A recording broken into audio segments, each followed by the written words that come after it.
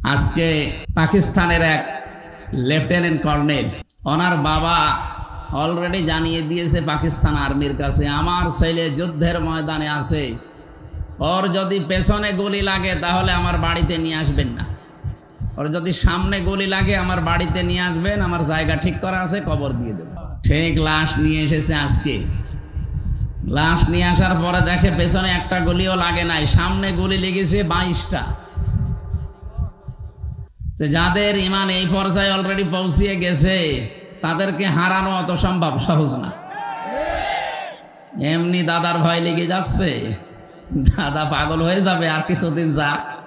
বিশ্বের কয়েকটা দেশে যুদ্ধ চলছে, বিশেষ করে পাকিস্তান, ভারত, ওদিকে রাশিয়া, ইউক্রেন, এই সমস্ত দেশে অলরেডি যুদ্ধ লেগে আছে। আর যেহেতু আমাদের প্রতিবেশী, এদের দেশে দাঙ্গা চলছে, যুদ্ধের চাইতেও ভয়াবহ, যার মুসলমানদের জন্য মারাত্মক একটা বিষয়। আর আমরা যেহেতু পাশে প্রতিবেশী হিসাবে আসি, তার কাটা ভেদ করে কখন যে চলে আসে। যেন প্রধান উপদেষ্টা আজকে বিকাল 3টায় দেখেছেন একটা জরুরি বৈঠক ডেকেছে। বাংলাদেশের বিভিন্ন রাজনৈতিক দল, প্রশাসনে যারা আছে বিভিন্ন বিভাগে, তাদেরকে প্রধানদেরকে ডাক দিয়ে বলছে যে সতর্ক থাকা লাগবে। তার মানে কিছু আঁচ পেয়েছে হয়তো। এই জন্যে পৃথিবীর নিকৃষ্ট একটা প্রতিবেশী আমরা পেয়েছিলাম এই ইন্ডিয়াকে। আমি বিশ্বের যত দেশে গেছি এইরকম প্রতিবেশী কোনো দেশের আশপাশে আমি পাইনি। অন্যান্য দেশগুলো আমাদের পরে দাঁড়িয়ে গেছে। এই যে মালয়েশিয়া আমি ছিলাম কয়েকদিন আগেও, সেখানে তারা 2004 সাল থেকে দাঁড়াতে আরম্ভ করেছে, এখন দাঁড়িয়েই যাচ্ছে। কারণ তাদের আশপাশে যেগুলো প্রতিবেশী সব শুভাকাঙ্ক্ষী, আর আমাদের এমন প্রতিবেশী 54 বছরে শুধু আমাদের বিরুদ্ধে শুধু মিথ্যা ছাড়া একটা সত্য কথা বিশ্বের মোড়লদের কাছে বলে না। 54 বছরেই মিথ্যা তথ্য ছড়িয়েছে। আপনি দেখেছেন মাইক্রোসফট, আপনারা তো এলাকায় গ্রাম্য মানুষ বেশি, যারা লেখাপড়া করে ইন্টারনেট বোঝে, মাইক্রোসফট রিপোর্ট দিয়েছে তামাম দুনিয়ায় 257টা দেশ সবচাইতে বেশি মিথ্যা তথ্য পরিবেশন করে ইন্ডিয়া। এদের যে সাংবাদিকগুলো, এইগুলোও বেশ মারাত্মক। এই যে ময়ূখ রঞ্জন ঘোষ, আমার মনে হয় জীবনে কোনোদিন সত্য কথা বলেছে কিনা আমার বিশ্বাস হয় না। যত কথা বলে, আমার দেশে যারা এই যে মলম বিক্রি করে বাজারে বসে আঁতরায়, এরাও এত হকারি করে না। সাংবাদিক নামের একটা কলঙ্ক আমাদের দেশ নিয়ে আগস্টের 5 তারিখের পরে বহু মিথ্যা তথ্য ছড়িয়েছিল, কিন্তু সব যে মিথ্যা এটা প্রমাণ হয়ে গেছে। আমরা দাঁড়াতে পারছি না এই সমস্ত প্রতিবেশীদের কারণে। যারা আমরাও দাঁড়াতে চাই নাকি? মানুষ দাঁড়াবে কখন? যেহেতু আজ নিরাপত্তার বেষ্টনী থেকে আমরা অনেকেই বের হয়ে যাচ্ছি, আমাদের নিরাপত্তা এখন আর নেই। কোরআনে কারীম জানিয়েছে, আল্লাযীনা আমানু ওয়া লাম ইয়ালবিসু ঈমানাহুম বিযুলমিন উলাইকা লাহুমুল আমনু ওয়া হুম মুহতাদুন। সূরা আনআম 7 নম্বর পারা 17 নম্বর পৃষ্ঠার 1ম নম্বর লাইনের 82 নম্বর আয়াতে আছে। এটা তাফসীরে ফি জিলালিল কোরআন সৈয়দ কুতুব রহমতুল্লাহ আলাইহি লিখেছেন। আল্লাহ পাক বলেন, যারা ঈমান আনে আর ঈমানের সাথে কোনোদিন শিরিক আর জুলুম মিশ্রণ করে না। আল্লাহ বলেন, এখন যে নিরাপত্তাহীনতায় পৃথিবীর মানুষেরা ভুগতেছে, নিরাপত্তা দেওয়ার মালিক একচ্ছত্রভাবে চীন। এত আসতে বললে তুরস্ক, রাশিয়া, আমেরিকা, ভারত, তো এখন নিজেরাই নিরাপত্তাহীনতায় ভুগতেছে। সম্মানিত ভাইরা, আমরা নিরাপত্তার জন্য যাদের কাছেই বলি না কেন, কেউ নিরাপত্তা দেওয়ার মালিক না। নিরাপত্তা দিতে পারে শুধুমাত্র আমাদের মালিক কে? আল্লাহ আয়াতের ভেতরে 2টা কথা দিয়েছেন। আল্লাযীনা আমানু, যারা ঈমান আনে, ওয়া লাম ইয়ালবিসু ঈমানাহুম বিযুলমিন, এবং তাদের ঈমানের সাথে যারা শিরিক এবং জুলুম মিশ্রণ করে না। এখানে জুলুম মানেই শিরিক। সুতরাং আমরা যদি নিরাপত্তা আল্লাহর কাছ থেকে পেতে যাই, আমাদের ঈমান যায় আছে, ঈমানের সাথে যেন কোনো শিরিক, কোনো জুলুম মিশ্রণ না হয়। কে কথা বলেন, কথা বলেন। আল্লাহ পাক বলেন এ পর্যন্ত বলে আমি শেষ করে দেইনি, এর পরেরটা বলার জন্য আমি এ পর্যন্ত বক্তব্য দিলাম। আল্লাযীনা আমানু ওয়া লাম ইয়ালবিসু ঈমানাহুম বিযুলমিন উলাইকা লাহুমুল আমন। নিজে এইভাবে মনে হচ্ছে কুদরতির আঙ্গুল দেখিয়ে বলছে এই মানুষগুলোই নিরাপত্তার হকদার, এরাই নিরাপত্তার হকদার যারা তাদের ঈমানের সাথে জুলুম এবং শিরিককে মিশ্রণ করে না। ও বাংলার মানুষেরা একটু খেয়াল করে দেখেন তো, আপনি কি আল্লাহর পক্ষ থেকে এখনো নিরাপত্তা পেয়েছেন? আপনার ঈমান কি শিরিক মুক্ত? না। এখন যদি বলেন শিরিক কি, আপনি এই কথা আগে ক্লিয়ার করেন। পরা কোরআন শরীফ থেকে আমি শিরিকের যে শ্রেণী বিন্যাস পেয়েছি, শিরিক বিল জাত, শিরিক বিল সিফাত, শিরিক বিল ইখতিয়ারা, শিরিক বিল হুকুক, 120 প্রকার এভাবে সিরিয়াল করা আছে তাফসিরে।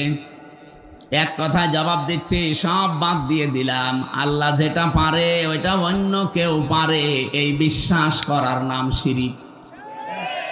কথা বোঝা গেছে না? আল্লাহ যেটা পারে ওইটা অন্য কেউ, বলেন বলেন।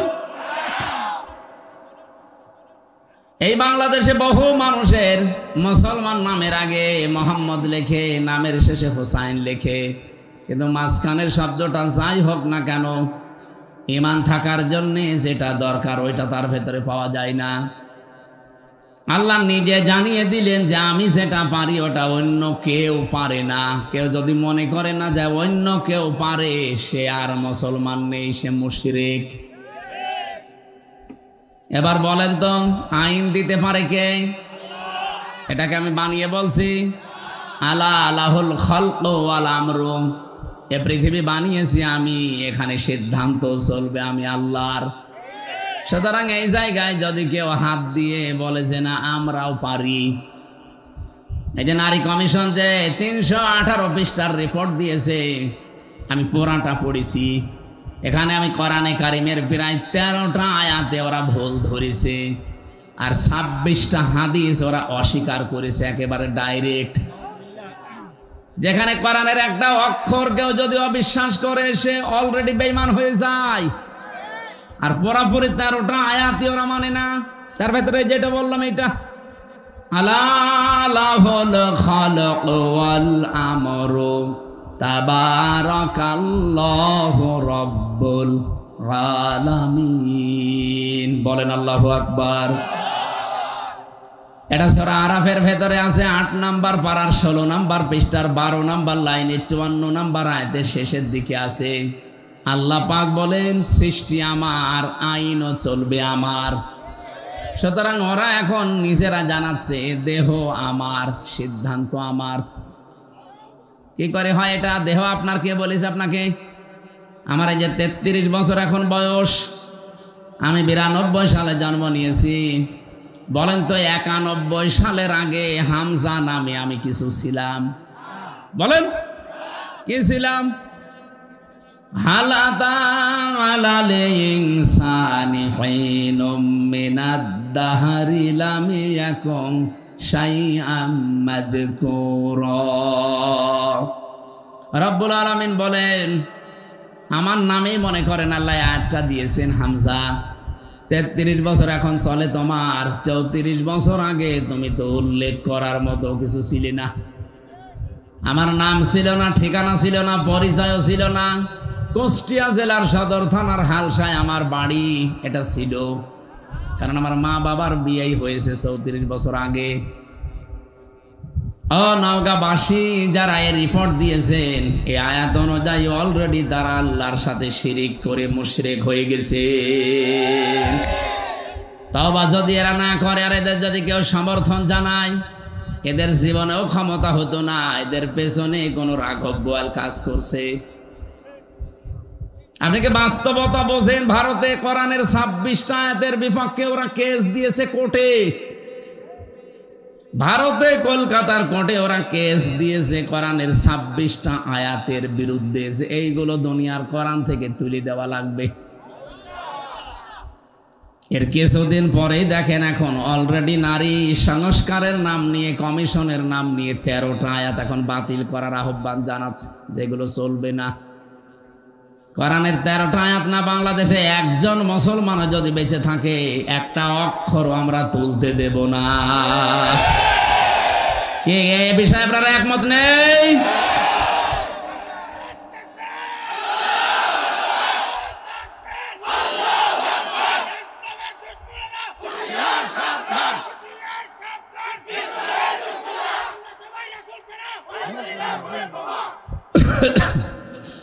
নওগাঁবাসী, আমি আবার বলছি, ঈমান যতটুকু আছে এটা আপনি নির্ভেজাল করবেন।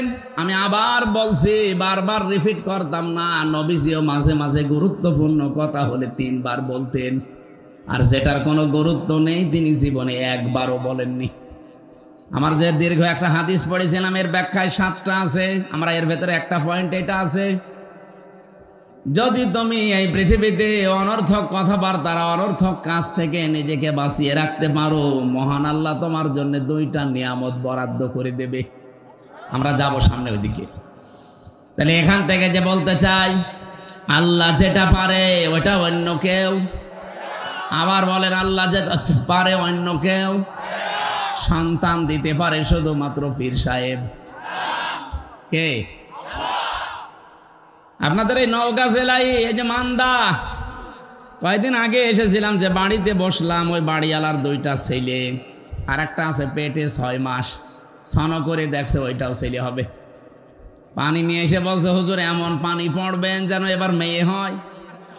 মনে হচ্ছে আমি ডাউনলোড করে নিয়ে এসেছি। আর বগুড়া গাবতলী তারেক জিয়া সাহেবের গ্রামে একবার গিয়েছিলাম গত বছর, এক লোক এসে বলছে, হুজুরে আপেল পড়ে দিন। আমি সূরা ফাতিহা পড়ে ফু দিলাম, আমার কানের কাছে মুখ নিয়ে বলছে, এমন আপেল পড়বেন যেন এবার ছেলে হয়। কেন?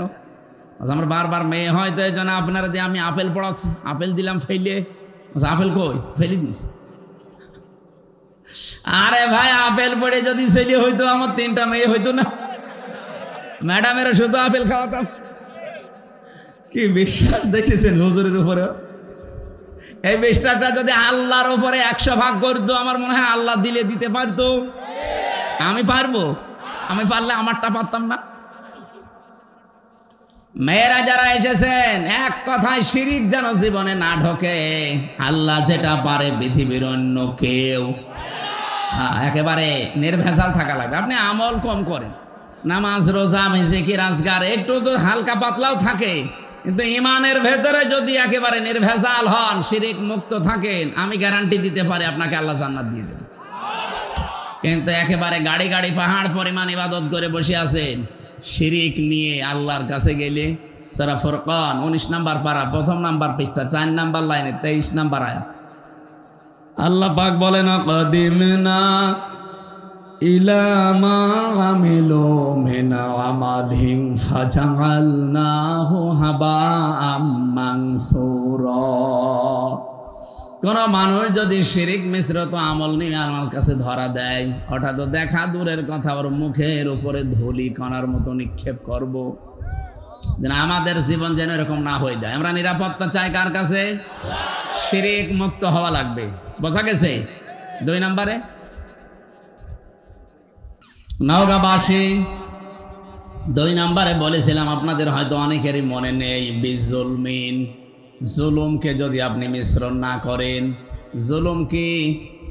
যেই জিনিস যেখানে রাখা দরকার ওইটা ওই জায়গায় না রেখে কেউ যদি অন্য জায়গায় রেখে দেয়, সেটা হয় জুলুম। বলেন, এই যে টুপিটা, এটা রাখা দরকার আমার মাথায়, কেউ যদি এটা মাথা থেকে নামিয়ে পায়ের কাছে রাখে, এটা টুপির ওপরে জুলুম। কথা বলা লাগবে। আমার পায়ের নিচে একটা স্যান্ডেল আছে, আর স্থানীয় পায়ের নিচে, ওইটা যদি আমি এখন তুলে মাথায় নিয়ে ঘুরি, এটা স্যান্ডেলের উপরে জুলুম। যেই জিনিস যেখানে স্থান পায় ওটা ওখানে রাখা দরকার, ওটা অন্য জায়গায় নিয়ে গেলেই তার সাথে জুলুম হয়। আপনার বিবেকে কি বলে বলেন তো? 92% মুসলমান আমরা এখানে বাস করি, এই কোরআন থাকার দরকার ছিল সংসদে। এই কথা বলেন না কেন? এই 54 বছরে আমরা নিয়ে যেতে পেরেছি, এটা কোরআনের উপরে জুলুম। আপনি যাই মনে করেন, কোরআনের উপরে একটা জুলুম হচ্ছে, কারণ এটা এসেছে রাষ্ট্রীয় ফরমান হিসাবে। আপনি এই তথ্য পাবেন সূরা রদ 37 নম্বর আয়াতে 13 নম্বর পারা 13 নম্বর পৃষ্ঠা 13 নম্বর লাইনে আছে, ওয়াকাযালিকা আনজালনাহু হুকমান আরাবিয়্যা। অবশ্যই আমি আপনার প্রতি যে কোরআন নাযিল করেছি এটা সাধারণ জিনিস না, এটা হুকুম। এটা কি? এটা আইন হিসাবে নাযিল করলাম, যার বাংলা নাম আমরা বলি সংবিধান। এটা সংবিধান হিসাবে নাযিল হয়েছে। যদিও আজকের তেলাওয়াত কিন্তু আয়াত ওই লাইনে না, আজকে পারিবারিক জীবন নিয়ে একটা আয়াত পড়েছি। আমরা পারিবারিক জীবনের কিছু সমস্যা আজকে আয়াত দিয়ে তুলে ধরবো এবং সলিউশন দেব এই আয়াত থেকেই ইনশাআল্লাহ। আমরা আজকের আয়াত থেকে যতটুকু বুঝলাম যে আমরা যদি আল্লাহর কাছ থেকে নিরাপত্তা পেতে চাই, কিছু কিছু পয়েন্ট আমাদের মানা লাগবে। 1 নম্বরে জীবনে কোনো দিন শিরিক যেন না থাকে, যদি থাকে আজকে থেকে তওবা করে ওটা বাদ দিন। 2 নম্বরে আমাদের জীবনে যেন জুলুম না থাকে। কি কথা বলেন না কেন? শব্দটা যদিও শুনতে ছোট মনে হচ্ছে, এত বড় মারাত্মক একটা শব্দ এই জুলুম। আমার আল্লাহ পাক আরশ পর্যন্ত কাঁপন ধরে এই জুলুম যদি কোনো জায়গায় দেখে। পরা কোরআন শরীফে সূরা শূরা 25 নম্বর পারা 6 নম্বর পৃষ্ঠা 13 নম্বর লাইনের 42 নম্বর আয়াত একটু পড়বেন। আমি পড়লে আমার শরীরে কেমন যেন কম্পন ধরে। ইন্নামাস সাবিলু আলাল্লাযীনা ইয়াজলিমুনান নাস। আল্লাহ পাক বলেন, আমি নিজে মামলা দেব, নিজে অভিযোগ দায়ের করব, নিজে কেস করব তাদের বিরুদ্ধে যারা মানুষ হয়ে মানুষের উপরে জুলুম করে। যারা ভিকটিম আছেন এখানে বলেন তো আয়াত অনুযায়ী বাংলাদেশে 15.5 বছরে আমরা অনেকেই বসে আছি যারা মানুষ হয়ে মানুষের উপরে জুলুম করেছে। এক কথা বলেন না কেন? বিনা কারণে বহু মানুষ এই দেশে জুলুমের শিকার হয়েছে। এখনো পর্যন্ত একজন বিনা কারণে জেল খাটতেছে, আজহার। আপনাদের পাশের বিভাগ রংপুরের মানুষ এটিএম আজহারুল ইসলাম। আমার তো বারবার বলতে ইচ্ছে হয়, এই 15.5 বছরে যত রাজনৈতিক মামলা হাসিনার দলের লোক দিয়েছে সবগুলো বেকসুর খালাস দেওয়া দরকার। ম্যাডামকে যেভাবে খালাস দিয়েছেন, না একটা তাড়াতাড়ি করে।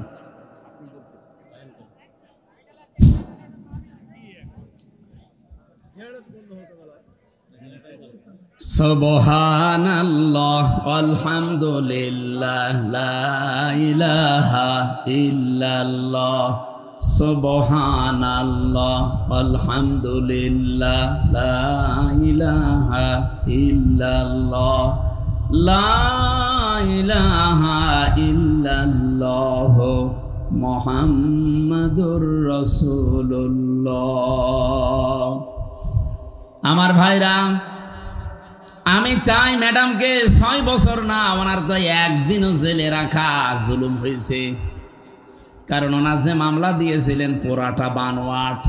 আপনি এতিমের মাল আত্মসাৎ করায় এই মামলা দিয়েছেন যেই টাকার জন্যে, ওই টাকা আরো 7 গুণ বৃদ্ধি হয়েছে। ওনারে আরো পুরস্কার দেওয়ার দরকার ছিল। কিন্তু যারা টাকা পাচার করেছে তাদের এখন আপনি কি করবেন বলেন? এই যে দরবেশ, ওর মাথা চুল থেকে পা পর্যন্ত পুরা সাদা, আমার মনে হয় ভেতরে বাইরে সবই সাদা। এক কথা বলছেন এখানে 36,000 কোটি টাকা চুরি করিস 7টা ব্যাংক থেকে। জীবনে আপনি কোনোদিন যদি গণনা করতে দেওয়া হয় আপনার হাত ব্যথা হয়ে যাবে, এক জীবনে গুনেও শেষ করতে পারবেন না। 36 কোটি টাকা না, 36,000 কোটি টাকা। একজনে যদি এত টাকা চুরি করেন, ম্যাডাম খালেদার 2 কোটির জন্য যদি 6 বছর জেল হয়, এই লোকের জেল হওয়া দরকার কিয়ামত পর্যন্ত। আর হাসিনার ছোট বোন এই আল্লাহর ওলি, এই রূপপুর পারমাণবিক কেন্দ্র থেকে 76,000 কোটি টাকা শুধু একজন নিয়েছে, আর বাকিগুলো তো বাদই দিলাম। এ দেশটা যেভাবে ফোকলা করে ফেলেছেন, শান্তিতে তো নেই। এই যে বাইরে কয়েকদিন আগে সিঙ্গাপুরে ছিলাম, মালয়েশিয়া ছিলাম, এই শয়তানরা সব এখন যে সমস্ত দেশে থাকে ওখানে বানিয়েছে সাহেব পাড়া, কিন্তু থাকতে পারে না, থাকে সব হোটেলে। মালয়েশিয়া যে হোটেলে উঠলাম, সিঙ্গাপুরে যে হোটেলে উঠলাম, নিচে নেমে দেখি দুইজন চা খাচ্ছে। কি গো? হুজুর আমরা আগেই পালিয়েছি। পালালেন কেন? আপনার না 620টা বাড়ি, ওই যে চট্টগ্রামের ওইটার ভূমি মন্ত্রী ছিল, 620টা বাড়ি বানিয়েছে শয়তান। একটা বাড়িতেও থাকতে পারে না, এখন থাকে হোটেলে, তাও চুরি করে। হুজুর দোয়া করবেন, তখন দোয়া বের হয়, আর ভালো লোকের কাছে দোয়া চাইছে। আমার মনে হয় 9 মাস যদি থাকতো আরো 200 বাড়ি বানাইতো। এক কথা বলেন না কেন? সব দর বাবার টাকায় বানাইতো। বলেন বলেন। এই জুলুম যা করেছেন, জুলুমের এখন আল্লাহ নিজে শোধ নিচ্ছেন আপনাদের উপরে। আলা তাহসাবান্নাল্লাহা গাফিলান আম্মা ইয়ামালুজ জালিমুন। সূরা ইব্রাহিমের 42 নম্বর আয়াতের প্রথম অংশে আছে 13 নম্বর পারা, 19 নম্বর পৃষ্ঠা, 12 নম্বর লাইনে আছে। আল্লাহ পাক বলেন, হে নবী আপনি কি মনে করেন যে আমি জালেমদের কোনো খবর রাখি না? কে বলেছে? যে যেখানে যাররা পরিমাণ জুলুম করে দুনিয়ার কোনো কিছু খেয়াল না থাকলে আমার ওইটা খেয়াল থাকে।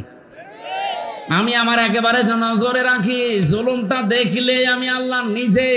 কারণ মাজলুমের বরদুয়ার আমার মাঝে কোনো পর্দা নেই, হিসাব নেই, ও শুধু বলতে দেরি, পৌঁছাতে দেরি হয় না।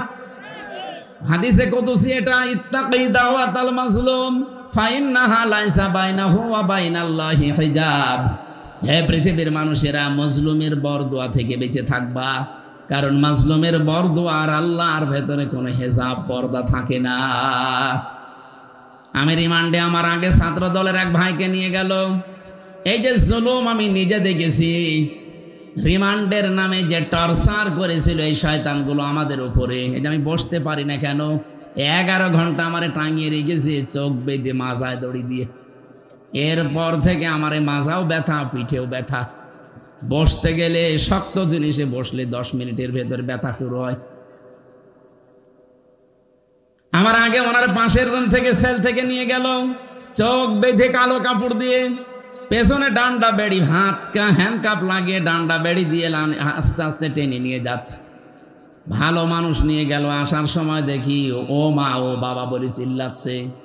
আসার পরে দেখি এইগুলো একটাও নখ নেই, শুধু সাদা লাগছে। সাদা এমনি হয়নি, এই হাত এভাবে চেয়ারের সাথে বেঁধে দেয়। আমারে দেখিয়েছিল ওই যে নখ যেগুলো দিয়ে তোলে, আমারে বলছে হুজুর আমরা এটা দিয়ে নখ তুলি। হাতের সাথে ক্লিপ লাগিয়ে দেয়, গলার সাথে একটা বেল্ট লাগিয়ে দেয় চেয়ারে, আপনি নড়তে পারবেন না, শুধু একটা মাত্র টিপ দেবে, 1 মিনিটে আপনি 120 বার ঘুরবেন। এমন সিস্টেম করা আছে, ওই মেশিনটা শুধু হাতে আর পায়ের সাথে লাগাবে। এগুলো জেলা থানা শহরে না, এগুলো পাওয়া যায় বিভাগীয় শহরে, এবং বিশেষ করে কাউন্টার টেররিজমে ডিবি অফিসের নিচতলায় মাটির নিচে যে ঘর আছে, আপনার বিশ্বাস যদি এখন মনে হয় নেই, এগুলো আমি নিজে দেখেছি রিমান্ডে থাকাকালীন। একটা শুধু টিপ মারে, এক টিপে আপনার নখ যতগুলো আছে সব খসে চলে আসে। আরে ভাই, নখ খসে গেলে ছেড়ে দে না, ওর উপর আবার লবণ ছিটিয়ে দেয়। ছাত্র দলের ওই ভাইয়ের এই যে নখগুলো যে সাদা সাদা এমনি না, নখ তুলে নেওয়ার পরে ওর উপরে মোল্লা সল্ট সাদা ধবধবে লবণ ওটা ছিটিয়ে দিয়েছে, তখন সাদা লাগছে। এই জন্যই তো এরকম চিৎকার মারছিল। আমার যে অফিসার নিয়েছিল সঞ্জয় দত্ত হিন্দু, এ বেটা বলছিল আমি নিজে শিবিরের যে সাবেক কেন্দ্রীয় সভাপতি দেলাওয়ার, এই ঠাকুরগাঁও বাড়ি, পরে আমরা ফুটবলের মতো লাফিয়েছি। ওর হাতের পায়ের নখ সব তুলে নিয়েছে। এই যে জুলুমগুলো যারা করেছিলেন, মানুষ জুলুম করে একটা টার্গেট নিয়ে। আমি আয়াতের তাফসিরে একটা ঘটনা পড়েছি, সাদ্দাত বাদশাহ, এর নাম শোনেননি? এই লোকটা, তার স্বপ্ন সাদ ছিল আমি দুনিয়ায় জান্নাত বানিয়ে নিজে উদ্বোধন করব, কিন্তু তার এই পেছনে আমি পড়ে দেখেছি তাফসিরে তাবারির ভেতরে আছে, আল্লাহ তার এই স্বপ্ন 7 পূরণ করতে দেয়নি শুধু একটা মহিলার বর দেওয়ার কারণে। ওই জামানার নবী যিনি ছিলেন হযরত হুদ আলাইহিস সালাম, তার কাছে জিজ্ঞাসা করে করেও জান্নাত বানিয়েছিল যে তোমার আল্লাহর বানানো জান্নাত আমার লাগবে না, আমি নিজে বানাবো। এখান থেকে একটা শিক্ষা আমি নিয়ে এসেছি, ভালো করে খেয়াল করবেন। 20 বছর ধরে ও জান্নাত বানাচ্ছে, 22,000 শ্রমিক কাজে লাগিয়েছে, এলাকায় যত স্বর্ণ রূপা পাওয়া যায় সব নিয়ে আসতেছে বিভিন্ন জায়গা থেকে, পেয়াদাদেরকে পাঠিয়ে দেয়, যাও যেখানে যা সোনা রূপা পাও নিয়ে আসো, আমার জান্নাত বানাতে হবে। একটা মহিলা বিধবা, তার মা বাবা নেই, ইয়েতিম, বিয়ে হওয়ার কয়েকদিন পরে স্বামী মারা গেছে, তার কাছে স্বামীর দেওয়া 1 টুকরা স্বর্ণ ছিল, ও যে বলছে ওইটা দেওয়া লাগবে, বাদশার স্বপ্ন পূরণ করতে হবে। মেয়েটা বলেছে আমার এই শেষ সম্বল, এটা নেবেন না। বারবার নিষেধ করার পরও শোনে নাই, না বাদশার স্বপ্ন 7 এ পূরণ করাই লাগবে। জোর করে যখন কেড়ে নিতে গেছে, মেয়েটা মাটির ভেতরে গড়াগড়ি দিয়ে কেঁদেছিল। তাফসিরে ফিজিল কি তাবারির মুফাসসির লিখেছেন, ওই দিন সঙ্গে সঙ্গে মেয়েটা বর্দ দিয়েছে, এই মাজলুম অবস্থায় আল্লাহ আমার জীবনের শেষ সম্বলটুকু যে কেড়ে নিল, তাকে তুমি স্বপ্ন পূরণ করতে দিও না। এ দোয়াটা কবুল হয়ে গেছে। এই লোকটা জান্নাত যেদিন উদ্বোধন হবে, এত সিকিউরিটি দেওয়া, একটা পিপিলিকা আসার মতো কায়দা নিয়ে এত সিকিউরিটি দেওয়া, হঠাৎ জান্নাতের মেন গেটে যাওয়ার পরে দেখে একটা ফকির বসা। জিজ্ঞাসা করছে এখানে আসলে কি করে? ফকির ওখান থেকে বলে, বাদশাহ ঘোড়ার পেট থেকে একটু কানটা কাত করেন, আমার কিছু কথা আছে। বলে পরে না, এখনই বলবো। এখনই বলবো মানে কে তুমি? এত গরমে কথা বলো। ওপর থেকে যখন মাথাটা নিচের দিকে একটু দেওয়ার সিস্টেম ছিল, কান যেহেতু দিয়েছে, কানের কাছে মুখ নিয়ে বলে, আমি দুনিয়ার সাধারণ ফকির না, আমি ফেরেশতা আজরাইল। আল্লাহ আমাকে পাঠিয়েছেন এই মুহূর্তে তোমার জান কবজ করার জন্যে। আমি হাদিস পড়তে গিয়ে তাফসিরে পেয়েছি, পৃথিবীতে আজরাইল আলাইহিস সালাম মাত্র 2 বার কেঁদেছিলেন। যেই দিন থেকে উনি জান কবজ করা আরম্ভ করেছেন, ওই দিন থেকে শুধু আজ পর্যন্ত তিনি 2 বার কেঁদেছিলেন, তাছাড়া আজ পর্যন্ত তিনি কাঁদেননি। একবার এই সাদ্দাত নামে লোকটা যেদিন জন্ম নেয় সমুদ্রের ভেতরে, ওর মাকে ওই দিন হত্যা জান কবজ করেছিল ওই আজরাইল। পানির ভেতরে কাঠের ওপরে ভাসছিল এই ছেলেটা। আল্লাহ বলেছেন যাও মেয়েটাকে তুলে নিয়ে আসো। ওই দিন আজরাইল কেঁদে ফেলেছিল। আপনি চিন্তা করেন তো কি সিচুয়েশন ছিল যে আজরাইল পর্যন্ত কেঁদে ফেলেছে। আর একদিন কেঁদেছিল যেদিন এই জান্নাত উদ্বোধন করবে, এই সেই সাদ্দাত। এর বিশাল জীবনী লিখা আছে। আমার ঘটনা বলা উদ্দেশ্য না, আমার এখানে শিক্ষা দেওয়ার একটা উদ্দেশ্য। যেই দিন তিনি জান্নাত উদ্বোধন করবে, হযরতে আজরাইল বললেন না আমি আর সময় দিতে পারবো না। ও শেষ পর্যায়ে এটাও বলেছিল, ফেরেশতা আমাকে এতটুকু সময় দাও, আমি শুধু জান্নাতটা উদ্বোধন করে একটা চক্কর দিয়ে এসে আমার জানটা তুমি নিয়ে নিও। ফেরেশতা বলেছে না, আল্লাহর আদেশ, তোমাকে জান্নাত উদ্বোধন করতে দেওয়া হবে না। ইযা জাজালুহুম লা ইস্তাখিরুনা সাআতাও ওয়া লা ইস্তাকদিমুন। আপনারা সুবহানাল্লাহ বলেন, আলহামদুলিল্লাহ বলেন, আল্লাহু আকবার বলেন, যাই বলেন। এই ঘটনাটা কিন্তু একটা ঐতিহাসিক একটা ঘটনা, কিন্তু এর পেছনে যে দলিলগুলো আছে খুব শক্ত না। আমি শিক্ষার জন্য শুধু বলছি। এদিকে তাকান। ও জান্নাতের গেট, মেন গেটে দাঁড়িয়ে ভেতরে যাবার জন্য ঘোড়ার পিঠ থেকে জোর করে হলেও তিনি লাফ দিয়েছিলেন, কিন্তু পারেন নাই। জান্নাতের চৌকাঠ স্পর্শ করার আগেই ঘোড়ার পিঠ থেকে বাইরে পড়ে গেছে। মুফাসসির বলেন কেন সে জান্নাতের চৌকাঠ পর্যন্ত স্পর্শ করতে পারলো না জানো? কারণ ওই যে বিধবা একটা এতিম মেয়ের বরদোয়া ছিল। আপনি বলেন তো এখান থেকে কি পেলেন? এত বড় বিশাল শক্তিশালী বাদশাহ তার স্বপ্ন পূরণ করার জন্য কি করেছে আপনি বলেন? 22,000 শ্রমিক কাজে লাগিয়েছে, 20 বছর একাধারে শ্রম দিয়ে বানিয়েছে, মনের মতো করে সাজিয়েছে। যেদিন উদ্বোধন করবে পারে নাই শুধু একটা মেয়ে লোকের, এতিম অসহায় বিধবা এই মেয়ে লোকটার বড় দোয়া লেগেছিল যে আমার শেষ সম্বলটুকু যে কেড়ে নিল তার স্বপ্ন তুমি পূরণ করতে দিও না। আপনি রাগ করলেও এবার বলবো 15.5 বছর যারাই ছিল এরাও তো বিভিন্ন স্বপ্ন নিয়েছিল। কথা বলেন না কেন? কেউ বলেছিল যে 21 সাল হয়ে গেল, 21, তারপরে বলছে না 41 সাল হয়ে গেল, তারপরে বলে না 71 সাল। আমার মনে হয় একেবারে চলে যেত কিয়ামত পর্যন্ত।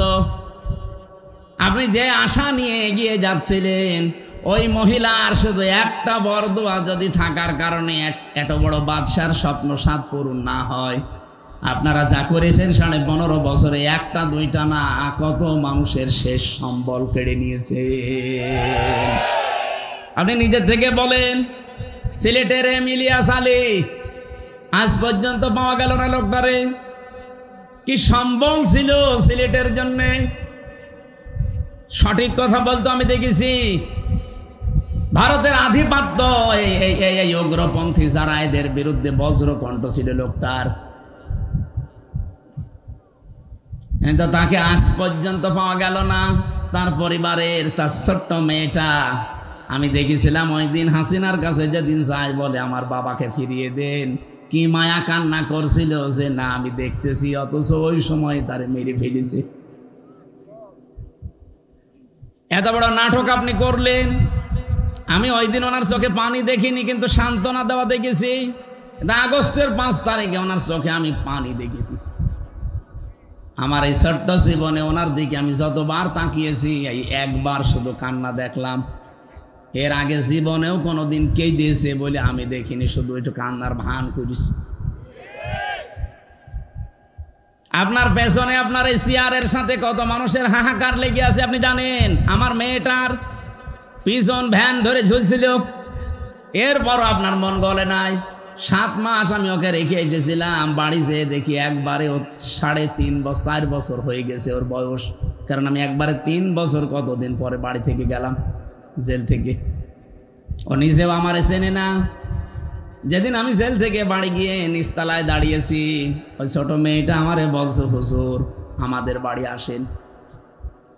ও মনে করছে এরকম হুজুর বহু আসে 3 বছরে, এটা মনে হয় হুজুরই হবে। আমি যে ওর বাবা ও জানি না, কারণ এই 3 বছরে তো জীবনে ওরা দেখিনি আমি। আমার সাথে দেখা সাক্ষাৎ পর্যন্ত, আমার যোগাযোগ পর্যন্ত বিচ্ছিন্ন ছিল।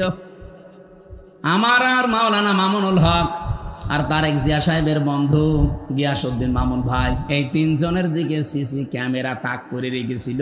24 ঘন্টা আমাদের সাথে কেউ যেন না তাকায়, কথাও কেউ যেন না বলে ভয়।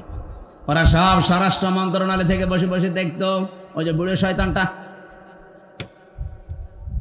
স্বরাষ্ট্রমন্ত্রী যেটা, ওটা ওখান থেকে মনিটরিং করতো, দেখতো আমাদের সাথে কেউ কথা বললে রিপোর্ট দিলে তার চাকরি শেষ। সিসি ক্যামেরার আওতার বাইরে থেকে দাঁড়িয়ে ওই মুখ নাড়িয়ে নাড়িয়ে দেখতাম আমার সাথে কথা বলতো কারারক্ষীরা। সবচাইতে বেশি কষ্ট দিয়েছে গিয়াসউদ্দিন মামুন ভাই রে, আর অপু সাহেব রে, তারেক জিয়া সাহেবের পিএসকে। বিশেষ করে অপু ভাই জীবনে আমার যে উপকার করেছে জেলখানার ভেতরে আমি জীবনও ভুলতে পারি না। যেখানেই যাই, বিশেষ করে তাহাজ্জুদের নামাজের পরে আমার ওনার নামটা এমনি মনে চলে আসে, আল্লাহ অপু মিয়াকে তুমি মাফ করে দিও, বলেন আমিন। উপকার যে করেছে আমি কৃতজ্ঞতা স্বীকার করি। তা বলেন তো, আমি একটা ছোট মানুষ, ওই সময় আমার 30 বছর বয়স ছিল, এখন নাই 33। কি করেছিলাম এত আমি যে আমাকে এত শাস্তি দেওয়া লাগবে আপনার? 3টা বছর আমি জানি না যে বাইরে কেউ বেঁচে আছে না মরে গেছে। পরে বের হয়ে শুনছি আমার দাদা মরে গেছে, আমার আপন দাদা যে আমাকে মাদ্রাসায় পড়িয়েছিল। আমি শুনলাম আমার চাচাতো এক ভাই ছিল, সে মরে গেছে। আমার একটা শালা ছিল, সেও মরে গেছে, চাচাতো শালা। আমার নানি বেঁচে ছিল, উনিও মারা গেছে। আমার নানা ছিল, উনিও মারা গেছে। একটাও আমি জানিও না, কারণ আমার কাছে কেউ খবর দিত না। ভয় আসবে কি করে? সিসি ক্যামেরা দেখলেই তার পরের দিন আবার পানিশমেন্ট দিত। ওই দূর থেকে মুখ নাড়িয়ে হাতের ইশারায় বলতো যে আপনার অমুকে অমুক। মানে আমি বুঝতাম যে হয়তো কেউ মরে গেছে আজকে। নিজেকে আপনি এই জায়গায় একটু দাঁড় করিয়ে বলেন তো, কি কড়াকড়ি করতো আমার সাথে? এই জুলুমটা করে আপনি কি পেলেন? এখন তো নিজেই দেশান্তরিত হয়ে বসে আছেন। কি কথা বলছেন না কেন? জুলুম করবেন না কারো উপরে, এটা আল্লাহ জীবনও সহ্য করে না। এত বড় নিকৃষ্ট একটা জিনিস, এত বড় বাদশার শুধু একটা মাজলুমের বরদোয়ার কারণে তার জান্নাত উদ্বোধন করা দূরের কথা, চৌকাঠে আল্লাহ পা দিতে দেয়নি। আর আপনি বিশাল স্বপ্ন সাদ নিয়ে বসে আছেন এত বড় বড় জুলুম করে। কত মানুষকে আয়না ঘরে রেখে তার জীবন শেষ করে দিয়েছেন। রিমান্ডে আমার যে মাটির নিচে নিয়েছিল, যে ঘরে ওরা নিজেরাই বলতো যে পাশ দিয়ে যেটা দেখতে পাচ্ছেন এই ড্রেন, এর ভেতরে কত মানুষকে আমরা কারেন্টের শক দিয়ে মাছের খাবার বানিয়ে দিয়েছি। এরকম অবস্থায় আপনি কি দিক দ্বারা ঠিক থাকবে আপনার? এরপরে আমার বলছে আপনাকে যা বলতে বলি, এটা যদি ম্যাজিস্ট্রেটের কাছে না বলেন আপনার বউ তুলে নিয়ে আনবো। আপনি কত বড় ইমানদার যে এই সময় ঠিক থাকতে পারবেন বলেন? এই শেষ পর্যায়ে 10 দিন একাধারে অত্যাচার করার পর আমার মাথার চুল থেকে পায়ের তালু পর্যন্ত 1 ইঞ্চি জায়গা বাকি নেই যেখানে টর্চার করে নাই। শেষ পর্যন্ত আমার সহ্যের বাইরে চলে যাওয়ার পরে বললাম, যান, যা বলবেন বলেন, আর কি করবেন। যে বলছে আপনার বউ তুলে নিয়ে আনবো, তখন আর কিছু বলা যায়? আর কারণ ওদের তো চরিত্র নেই, ও তাই তুলে নিয়ে আসতো। বারবার চিন্তা হচ্ছিল বাচ্চাটার বয়স কেবল 7 মাস, এই অবস্থায় তুলে নিয়ে আসলে তো বাচ্চাটাও নিয়ে আসবে। আর যেখানে আমারে রাখে এত বড় বড় মশায় আমারে কামড় দেয়, ওরা আসলে এমনি মশার কামড়ে মরে যাবে। এই জন্য বললাম যে যান স্যার, যা ভাল লাগে করেন, আপনারা যা বলতে বলেন আমি বলবো। সব জামাত ইসলামের বিরুদ্ধে, শিবিরের বিরুদ্ধে। আর আমি আকিস গ্রুপে চাকরি করতাম, আকিস গ্রুপের বিরুদ্ধে এই কথাগুলো লিখে নিয়েছে, অথচ একটা কথাও আমার না। ওরা 10টা পয়েন্ট লিখে আমার সই করে বলছে, হুজুর সই করেন, আপনারা ছেড়ে দেব। তখন আমি 164 বুঝতাম না, সই করে দিলাম ম্যাজিস্ট্রেটের সামনে। পরে শুনছি ওইটা আমার জবানবন্দি ওরা লিখে নিয়েছে, এই যে কায়দা কৌশল করে প্রতারণা করে। আল্লাহর বিচার আছে। 10 দিন পরে আমি যে জেলে যেয়ে দেখি ওই ম্যাজিস্ট্রেট যেটা আমার সই করেছিল প্রতারণা করে মিথ্যা বলে, ও দেখি জেলখানায়। কি গো হুজুর, আমার বউ আমারে মামলা দিয়েছে। ঠিক করেছে, শয়তান। যৌতুকের মামলা দিয়েছে। এই জুলুমগুলো যারা করেছিলেন, এই জুলুমের কারণে আল্লাহ রাব্বুল আলামিন জালেমদের স্বপ্ন সাধ পূরণ করতে দেয় না। যে যত বড় বড় আশা নিয়ে রেখেছিলেন, একটা আশাও কিন্তু জালেমদের পূরণ হয়নি। আর সামনে যদি কেউ জুলুম করে তার আশাও পূরণ হবে। আরো জোরে বলেন হবে না? তা আল্লাহর গ্যারান্টি কয়েক জায়গায় পেয়েছি আমি। এটা 1 নম্বরে পেয়েছি সূরা ইব্রাহিমের ভেতরে, 2 নম্বরে সূরা শুরার ভেতরে, 3 নম্বরে সূরা আনামের ভেতরে। যারা জুলুম করে আমার আল্লাহ তাদের সেদ কেটে দেয়, ওদের স্বপ্ন 7 পর্যন্ত আর যেতে পারে না। কোরআনে কারীম জানিয়েছে, সূরা আলে ইমরানের ভেতরে আছে, ইন্নামা নুমলি লাহুম লিয়াজদাদু ইসমা ওয়া লাহুম আযাবুম মুহিন। অবশ্যই মানুষের পাপ যখন সীমা ছাড়িয়ে যায়, সীমা লঙ্ঘন করে ফেলে লোকটা, তখন ওই লোকটার জন্য অপমানজনক শাস্তি আল্লাহ রেডি করে রাখে। নওগাঁবাসী, আমাদের জীবনে যেন এরকম কিছু সামনে না আসে। চেয়ারে কারা আসবেন আমরা জানি না, যারা আসবেন তারা যেন নিজের ওপরে, পরিবারের ওপরে, সমাজের ওপরে, রাষ্ট্রের ওপরে, জনগণের ওপরে জুলুম করবেন না। কথা বলেন না কেন? বারবার বলছি, আহ্বান জানি, এটা রেকর্ড হচ্ছে, সারা দেশ চলছে। যারা আসবেন জুলুম করবেন না। 15 বছরের শিকড় যদি কেটে ফেলতে পারে আল্লাহ, 5 বছর যদি জুলুম করেন না, 5 বছর পরে আপনার বাড়ি ঘরও কিন্তু এই জালেমদের মতো শ্মশান হয়ে যাবে। আপনি দেখেন জালেমদের বাড়ি ঘরের দিকে তাকিয়ে, সব এখন ওজাড় গৃহ পড়ে আছে, জনশূন্য, কেউ আর ওর কাজ দিয়েও যায় না। সেটা আমি কিশোরগঞ্জ থেকে আসার সময় ড্রাইভারকে বললাম এই বাড়ির সামনে একটু দাঁড়ান, ওখানে উপরে লেখা দেখছি ওই সাইনবোর্ডটা আছে কেন্দ্রীয় কার্যালয়, জেলা কার্যালয়। আমি নাম নিলাম না, বললাম এখানে দাঁড়ান তো একটু দেখি। ভেতরে একটু তাকিয়ে দেখি 4-5 জন প্রসাব করছে, কেউ এদিকে কেউ এদিকে কেউ এদিকে, মনে আছে জামাতবদ্ধ টয়লেট চলছে। অথচ আগস্টের 5 তারিখের আগে এই বাড়িটা কত জমজমাট ছিল, এই অফিসটা। এই কথা বলছে না কেন? ওর পাশে নাকি টর্চার সেলও বানিয়ে রেখেছিল, ওদের বিরুদ্ধে কেউ গেলে তাকে টর্চার পর্যন্ত করতো ওই জায়গায়। অথচ আজ নীরব হয়ে পড়ে আছে, এখন পায়খানা হয়ে গেছে। আজকে আসার সময় কে যেন বলছিল কেন্দ্রীয় কার্যালয় যেটা ওই জালেমদের, ওইটাও নাকি এখন টয়লেট হয়ে গেছে। ওটা এখন নাকি জেনার কারখানা। রাতের বেলা গিয়ে নারী পুরুষ ওখানে নাকি অনেকে জেনা করে। বলেন নাউজুবিল্লাহ। কোরআনে কারিমে আছে কোন জায়গায় যদি জুলুম হয় ওই জায়গা পর্যন্ত আল্লাহ অভিশপ্ত করে দেয়। এই জন্য আমরা আবার বলছি ভাই, জীবনে আর যাই করেন যেন জুলুম করবেন না। আল্লাহ রাব্বুল আলামিন এই পৃথিবীতে যত জায়গায় জুলুম করা নিষেধ করেছেন তার অন্যতম এখানে একটা জায়গা আছে। সূরা আলে ইমরানের 14 নম্বর আয়াত রাব্বুল আলামিন বলেন, এদিকে তাকিয়ে থাকবেন, প্রথমে 7টা জিনিসের নাম পাবেন, এরপরে 3টা জিনিস আমার আল্লাহ পুরস্কার ঘোষণা দিয়েছেন। এই পুরস্কার পাওয়ার জন্য আমার আল্লাহ 7টা গুণ আমাদেরকে অর্জন করার আহ্বান জানিয়েছেন। এই 14, 15, 16, 17 এই নাম্বার আয়াতগুলো থেকে এখন আমি তাফসীর করছি। সূরা আলে ইমরান। যুজ্জিনা লিন-নাসি হুব্বুশ শাহাওয়াতি মিনান নিসাই ওয়াল বানিন।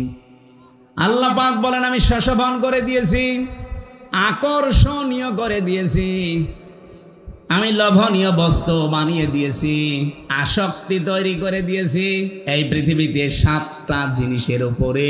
তার 1 নম্বরে নারী। 1 নাম্বার কি? এই জন্য দুনিয়ায় এই জায়গায় খুব সেন্সিটিভ থাকা লাগবে। মেয়েদের প্রতি আকর্ষণ, মেয়েদের প্রতি আসক্তি, তাদের প্রতি ভালোবাসা, লোভ, চিত্রাকর্ষণ এগুলো আল্লাহ বানিয়ে দিয়েছেন। এই জায়গাতে খুব সেন্সিটিভ থাকা লাগবে আমাদের।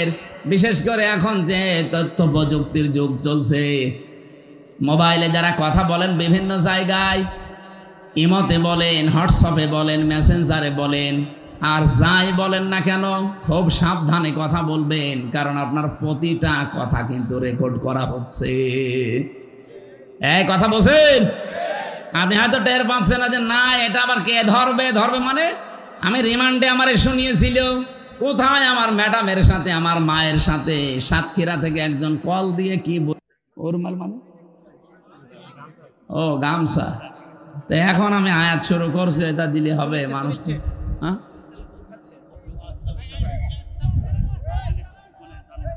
হ্যাঁ, যে ওই যে ওনারা যে লোকজন যাই গোপনে গোপনে আস্তে আস্তে দিয়ে দেবেন। আমরা কোরআনে এই আয়াতটা শেষ করব না? রব্বুল আলামিন জানিয়েছেন পৃথিবীতে আমি আসক্তি তৈরি করে দিয়েছি যেহেতু মেয়েদের প্রতি। এজন্য এই জায়গায় আমাদের আদি পিতা হযরত আদম আলাইহিস সালামও কিন্তু দুর্বল হয়ে গিয়েছিলেন। এজন্য নিষিদ্ধ জিনিসের প্রতি আকর্ষণ এটা সেই জন্মগতভাবে আমরা পেয়েছি সৃষ্টির প্রথম দিন থেকে। আমাদের এই জায়গায় আমাদের পরীক্ষার বিষয়। এখন থেকে একেবারে দৃঢ় সিদ্ধান্ত নিয়ে রাখবেন যেগুলো জায়েজ। আমি আসার সময় শুনছিলাম মাওলানা মনে হয় 14 জন মহিলার নাম বলছিলেন যাদের সাথে দেখা করা আপনার জায়েজ আছে। মোবাইলে যদি পারতপক্ষে কথা বলা লাগে 14 জনের সাথে বলবেন। এর বাইরে যদি কেউ কল দেয়, ওটা যদি জিবরাইলের খালাতো বোন হয় তারপরও বলবেন আপনার সাথে কথা নেই। কি কথা বলছেন না কেন? আপনি শক্ত থাকবেন এই জায়গায়।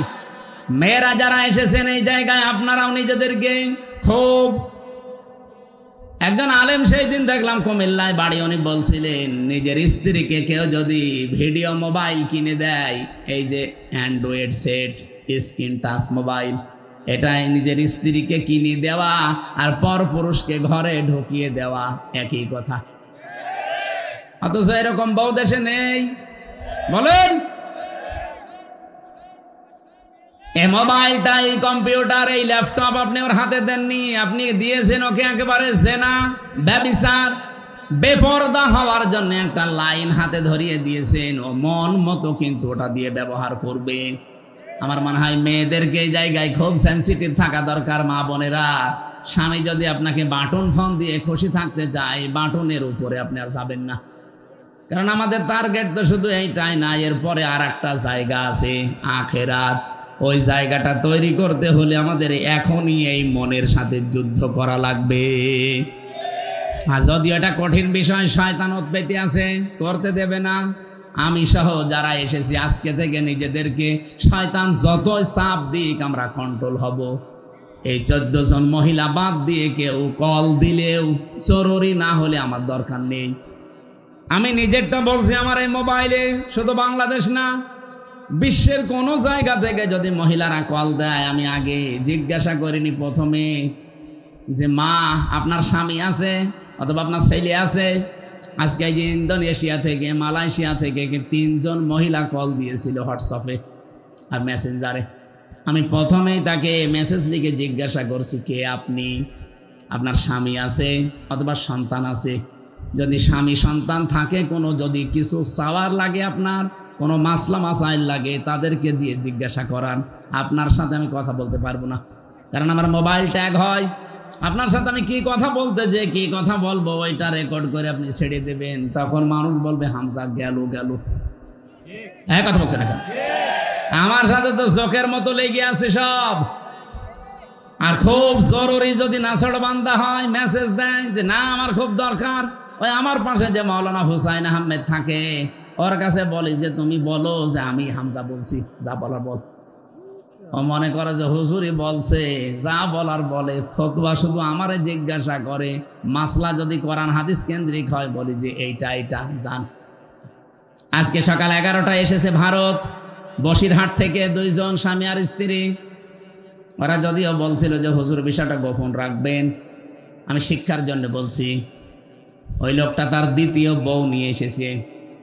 প্রথম বউটার কাছে অনুমতি নেয়নি, দ্বিতীয় বিয়ে করেছে গোপনে। 8 বছর বিয়ে করে একটা ছেলেও আছে 8 বছরের, 4 বছরের, মানে ছেলে সহ বিয়ে করেছে। 4 বছর বয়স ছিল ছেলেটার, 8 বছর বিয়ে করেছে। এখন বয়স হয়ে গেছে।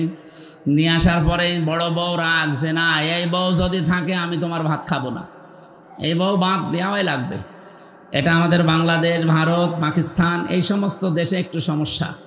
কারণ দ্বিতীয় বিয়েকে মানুষ খারাপ মনে করে, আর মনে করো চরিত্র খারাপ, এই জন্য বিয়ে করেছে। অথচ চরিত্র ঠিক রাখার জন্য যার একটা বিয়ে করেছে এটা কেউ বলে না। আর এটা একটা যে জায়েজ কাজ, তারপরও আমরা ঘৃণা করি, খারাপ ভাবি। কি এই এলাকায় নেই? যত ভালো বউ নিয়ে বাস করেন আর একটা বিয়ে করে দেখেন গোপনে, আপনার 14 গোষ্ঠী উদ্ধার করবে।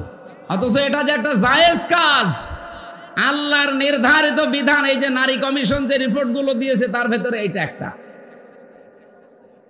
তারা বলছে না বিয়ে যে পুরুষেরা একাধিক বিয়ে করে, এটা মহিলাদের প্রতি বৈষম্য। এক মহিলাও 4টে বিয়ে করবে।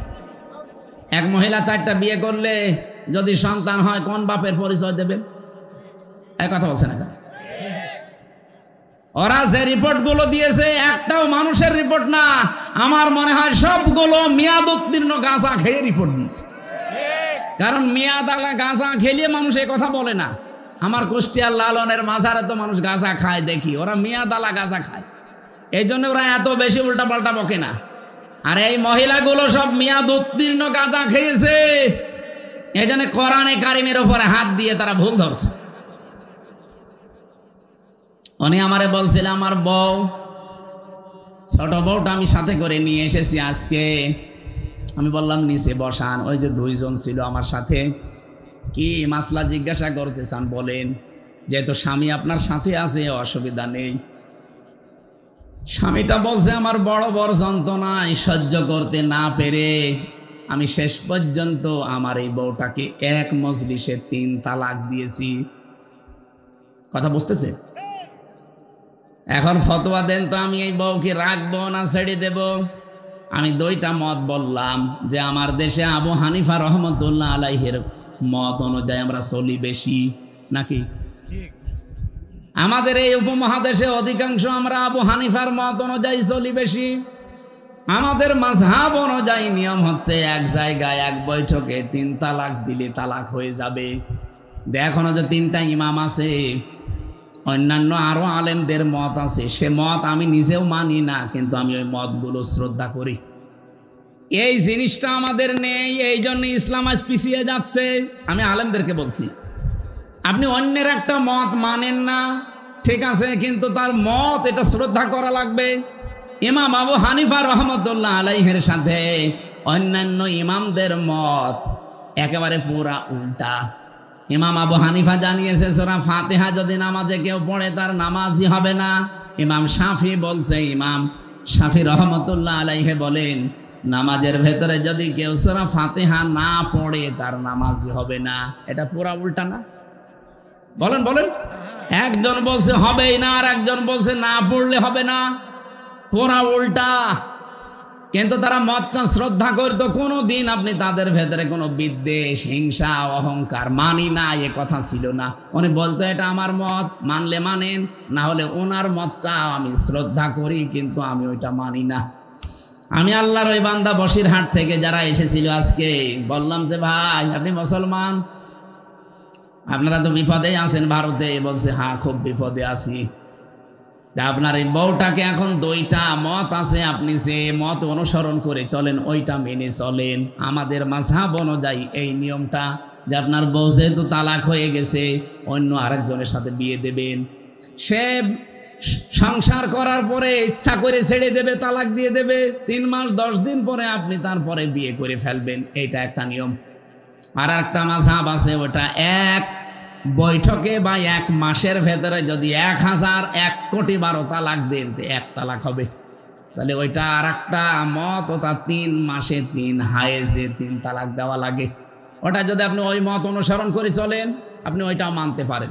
এখন ওনারে বলে দিয়েছে আমি 2টা মত, উনি যেটা মেনে, যেই মাযহাব মেনে চলে চলুক, আমার অসুবিধা নেই, আমি তো ওইটা মানি না, কিন্তু আমার শ্রদ্ধা করা লাগবে।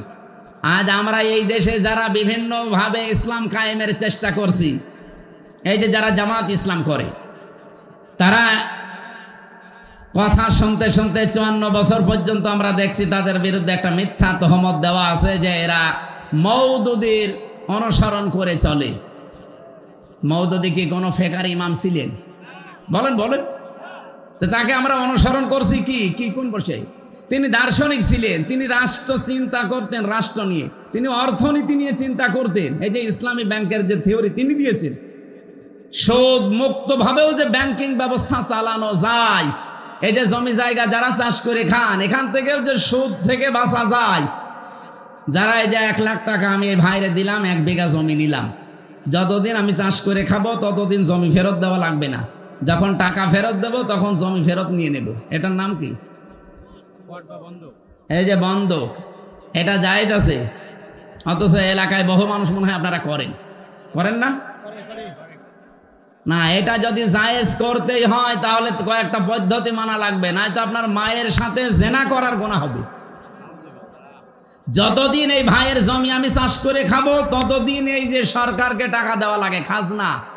1 বিঘা জমিতে কয় টাকা ভাই? হ্যাঁ, 75 টাকা আমার মনে হয়, 250 হয়ে গেছে। আমি আর তো দেওয়া লাগে না, আমার বাপ দেয়, আমি জানিও না। যাই হোক, 250 যদি হয়, প্রতি বছরে বছরে এই সরকারের টাকাটা যে চাষ করে খাচ্ছে সে দেবে। আর যখন আমি ওনারে টাকা ফেরত দেব, জমি নিয়ে নেব, তখন কমপক্ষে 1 লাখ যদি হয় তাহলে 8 থেকে 10 হাজার টাকা কম নেওয়া লাগবে। বলে হুজুর এটাই লস হয়ে যায়। হ্যাঁ ভাই, লস হোক লাভ হোক আপনার দেখার দরকার কি? লাভ লসের মালিক কি আপনি না আল্লাহ? তো উনি যখন বিধান দিচ্ছে দেখবে, উনি 1 লাখ গরু বিক্রি না করে বাজার থেকে চলে আসতেছে, ডাকাতে ধরেছে, বলছে বাবাজি আমারে ধরে করবেন কি? আমি গরু বিক্রি করতে পারিনি, বেশি দাম হয়নি, এই জন্য। মুখের ওপরে 2 থাপ্পড় দিয়ে বলছে বেটা বেয়াদব, বিক্রি করলি না মানে টাকা তো নেব আমরা, দাম কম হোক বেশি হোক তো দরকার কি? লাভ লসের মালিক কি আপনি? কে? তো উনি যে নিয়মটা দিচ্ছে এইটা মানেন, আশা করছে এখন থেকে এই সিস্টেম মেনে চলবেন। আর একটা নিয়ম আছে, এই যে খেয়ে দেয়ে শোধ, জমি দিলাম, এটা কি বলে কন্ট্রাক্ট, এটা জায়েজ আছে। আর একটা নিয়ম আছে 3 নাম্বার, আমি ওনারা 1 বিঘা জমি দিলাম, প্রতি বছরে বছরে উনি 2 মণ ধান বা 10,000 টাকা আমারে দিয়ে দেবে 1 বছরে, এটা জায়েজ আছে। কারণ 1 বছরে 1 বিঘা জমি থেকে অন্তত 10,000 টাকা উপায় করা কোনো ব্যাপার না। এই এলাকায় তো আরো বেশি হওয়ার কথা, 3-4 বার লস হয়। ও, জিনিসপত্রের দাম কমে গেছে এই জন্যে, তাহলে টাকাও কমিয়ে নেবেন। যদি দাম কমে যায় এভাবে, তাহলে টাকাও কমিয়ে দেবেন। আমার ভাইরা, আমি যে কথা বোঝাচ্ছিলাম, সাজ্জেদ আবুল আলা মওদুদী রহমতুল্লাহ আলাইহি, ওনার কাছ থেকে একটা থিওরি হয়তো জামাত ইসলাম নিয়েছে, যে রাষ্ট্রে গণতান্ত্রিক পদ্ধতিতে ইসলাম কায়েম করা যায়। পদ্ধতিটা ভুল হতে পারে, সেখান থেকে একটা জিনিস শুধু ওনারা নিয়েছে। অন্যান্য যারা ইসলামী দলে আছে প্রত্যেকে এক একজনের কাছে থিওরিগুলো তারা নিয়েছে। যে আমাদের সবার মূল তো এক থাকা দরকার, যে আমি অন্যের মত মানি না, কিন্তু তার মতটাকে শ্রদ্ধা করা লাগবে। এই জিনিস যতদিন বাংলাদেশের মানুষের ভেতরে না আসবে, এই দেশের দিন কায়েম হওয়া সম্ভব না। এই ছোটখাটো বিষয় নিয়ে মত পার্থক্য তৈরি হয়ে যাবে। এই জন্যে মানুষ যে এক জায়গায় হবে কি নিয়ে কি দিয়ে, সেই কথা সূরা আলে ইমরানের 64 নম্বর আয়াতে আল্লাহ ঘোষণা দিয়েছেন, কুল তাআলাউ কুল ইয়া আহলাল কিতাবি তাআলাউ ইলা কালিমাতিন সাওয়াইন বাইনানা ওয়া বাইনাকুম আল্লা না'বুদা ইল্লাল্লাহ। আমার ওইদিকে বিষয় না, আমি একটা টাচ দিলাম। মেয়েদেরকে আল্লাহ যেহেতু আকর্ষণীয় করে বানিয়েছে, লোভনীয়, এর প্রতি একটা আসক্তি বানিয়ে দিয়েছে, এই জন্য আমাদের এই জায়গায় খুব সেন্সিটিভ থাকা লাগবে, সতর্ক থাকা লাগবে এদের বিষয়ে। মেয়ে লোককে আমার আল্লাহ পরীক্ষার সবচাইতে বড় বস্তু বানিয়েছে। শয়তান এদেরকে জাল হিসাবে ব্যবহার করে রাস্তায় নিয়ে আসে। এই জন্য মেয়ে লোক যখন বাড়ি থেকে বাইরে আসবে, সাজগোজ করে পারফিউম দিয়ে সেন্ট মেখে বাইরে আসা মেয়ে লোকের জন্য জায়েজ নেই, হারাম। বলেন নাউজুবিল্লাহ। সম্মানিত মা বোনেরা, আপনার সাজগোজ, সেন্ট, পারফিউম এগুলো ব্যবহার করার জন্য আপনার উপযুক্ত জায়গা আপনার স্বামীর বেড। এই বিছানা শুধু বাইরে আপনি এগুলো করতে পারবেন না, যেহেতু আপনাকে শয়তানের জাল হিসাবে শয়তান ব্যবহার করবে। নবীজি জানিয়েছেন, আমরা আজকে থেকে সতর্ক হয়ে যাব এই জায়গা থেকে, যে আমরা কোনো দিন যেন নিজের মেয়েকে, বউকে, নিজের ফুফুকে, মাকে, শাশুড়িকে, খালাকে বেপরদা করে রাস্তাঘাটে ছেড়ে না দেয়। আয়াতের তাফসিরে লিখেছে, একজন মহিলা যদি বেপরদায় চলার কারণে জাহান্নামী হয়ে যায়, কমপক্ষে 4 জন পুরুষ সাথে করে নিয়ে যাবে। বলেন নাউজুবিল্লাহ। 1 নম্বরে তার বাবাকে ধরবে, বলবে গার্জিয়ান ছিলে তুমি, আমাকে কন্ট্রোল করোনি। 2 নম্বরে তার বড় ভাইকে ধরবে। 3 নম্বরে তার ছেলে বড় স্বামীকে ধরবে। 4 নম্বরে তার বড় ছেলেকে ধরবে। নওগাঁবাসী, একটু নিজের দিকে তাকিয়ে বলেন, হয় আপনি কারো বাবা হবেন, নাই কারো বড় ভাই হবেন, নাই কারো স্বামী হবেন, নাই কারো ছেলে হবেন। পর্দার এই বিষয়টা যদি হাসিয়ে খেলিয়ে যদি উড়িয়ে দেন যে আর কি, এতটুকু কি না, এটার জন্য যদি ওই মহিলা দাজ্জুস হয়ে জাহান্নামে যায়, 4 জন নিয়ে গেলে আমরা যে কোনো একজনের ভেতরে পড়ে যাচ্ছি। আল্লাহ আমাদের হেফাজত করুন। মেয়েদেরকে যে মর্যাদা সম্মান পর্দার মাধ্যমে দিয়েছেন, আল্লাহ এটা বজায় রাখার তৌফিক দান করুন। বলেন আমিন। দুনিয়াতে আল্লাহ পাক জানিয়েছেন, আমি পরীক্ষার বস্তু আরো কয়েকটা বানিয়েছি। তার নাম্বারে অল বানিন, সন্তানাদি, ছেলে মেয়ে, স্ত্রী পুত্র, এগুলো আমার আল্লাহ আমাদের কাছে পরীক্ষার বস্তু বানিয়েছেন। লোভনীয়, আকর্ষণীয়, ভালোবাসার জিনিস এগুলো। এগুলোর পেছনে ফিরতে যে, চলতে যে আমার বিশাল আখিরাতের জীবন যেন আমি নষ্ট করে না ফেলি।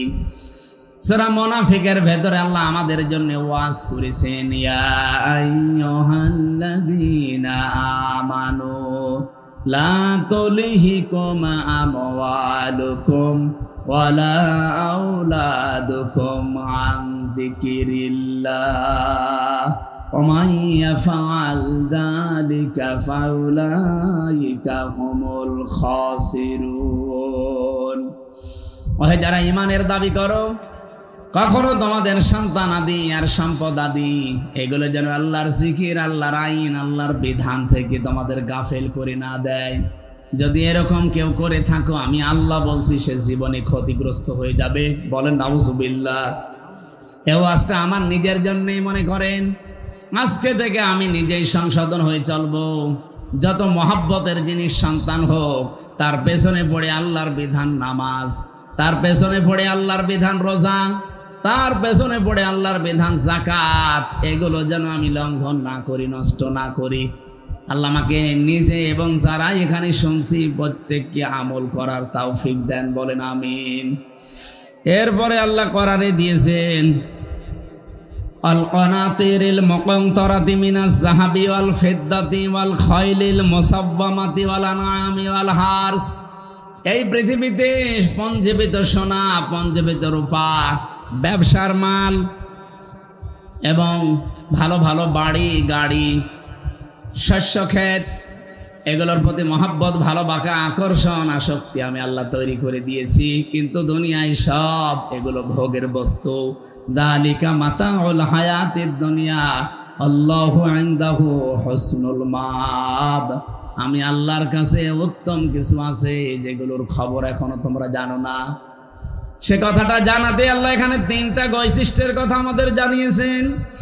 قل أنبئكم بخير من ذلكم للذين اتقوا عند ربهم جنات تجري من تحتها الأنهار خالدين فيها وأزواج مطهرة ورضوان من الله والله بصير بالعباد। নবী আপনি বলুন, আমি কি তোমাদেরকে এমন উত্তম কিছু বিষয়াদি জানাবো, সেগুলো কি যারা তাকওয়া অবলম্বন করে আল্লাহকে না দেখে ভয় করে চলার নীতি, এগুলো নিয়ে দুনিয়ার জীবন চালাতে থাকবে।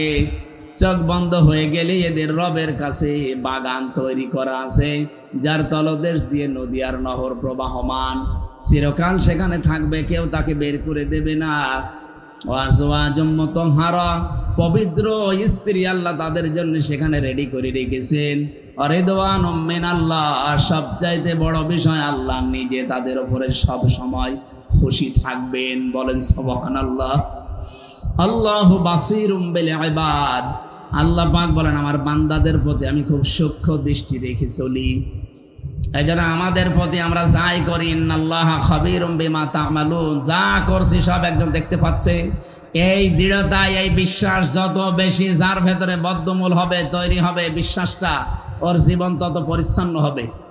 আমি সহ প্রত্যেকের জীবনে আয়াতগুলো আল্লাহ অনুধাবন করে মেনে চলার তৌফিক দিন। আপনাদের অনেক রাত হয়ে গেছে, 12টা বাজে, অনেকে উঠে চলে যাচ্ছে না। এই অবস্থায় আমি আর কথা বলতে চাচ্ছি না।